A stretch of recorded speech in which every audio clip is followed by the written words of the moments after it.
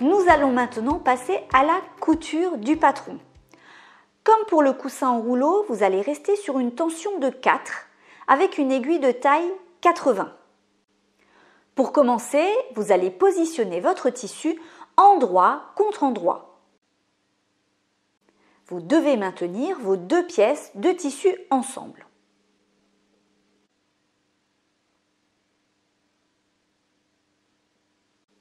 Pour coudre, vous allez prendre pour repère le bord de votre pied presseur, comme je vous l'ai indiqué dans la vidéo sur le coussin en rouleau.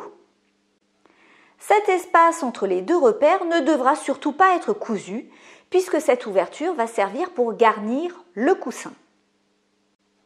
Je vais donc commencer par coudre en partant de ce premier repère.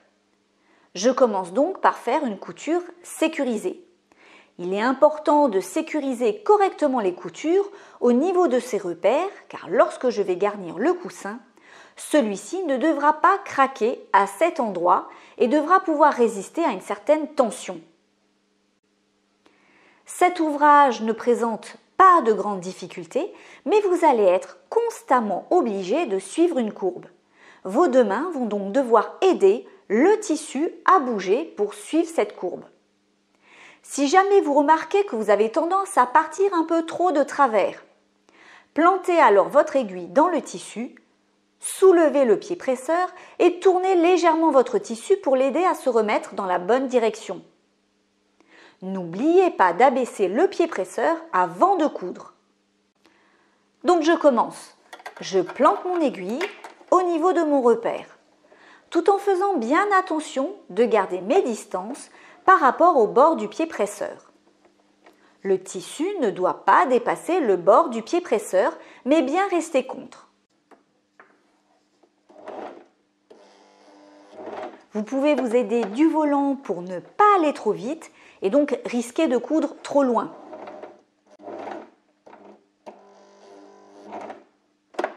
Je plante à nouveau mon aiguille. Et je vais maintenant poursuivre ma couture jusqu'au bout.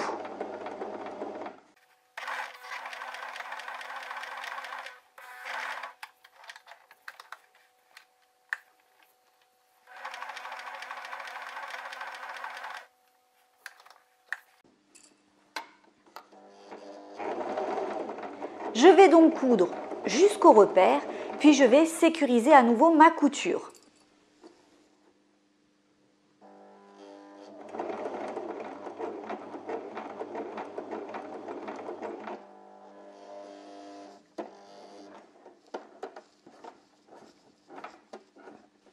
Je fais quelques points en marche arrière et à nouveau en marche avant. Attention, avant d'enlever le tissu de votre machine, pensez bien à relever l'aiguille jusqu'en haut. Dans le cas contraire, votre tissu pourrait rester coincé dans la machine. La couture est maintenant terminée et comme pour le coussin en rouleau, je vais coudre une seconde couture ici. Cette couture va venir renforcer ma première couture. N'oubliez pas que ce coussin va ensuite être garni de copeaux de bois et que les coutures vont subir une grande tension. Les coutures ne doivent donc pas craquer, mais être résistantes. La deuxième couture va donc se placer dans la valeur couture. Attention, il ne faudra pas mordre sur la première couture, sinon cela se verra sur l'endroit.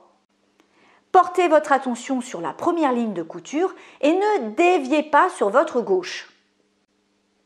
Cette seconde couture va être cousue comme la première, c'est-à-dire que vous allez commencer à coudre au repère en sécurisant votre couture et vous terminerez également au repère par une couture sécurisée.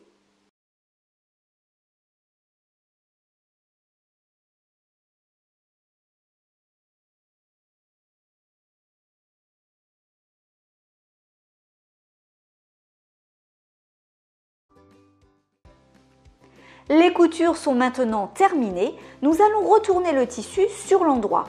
Et c'est ce que nous allons voir dans la vidéo suivante.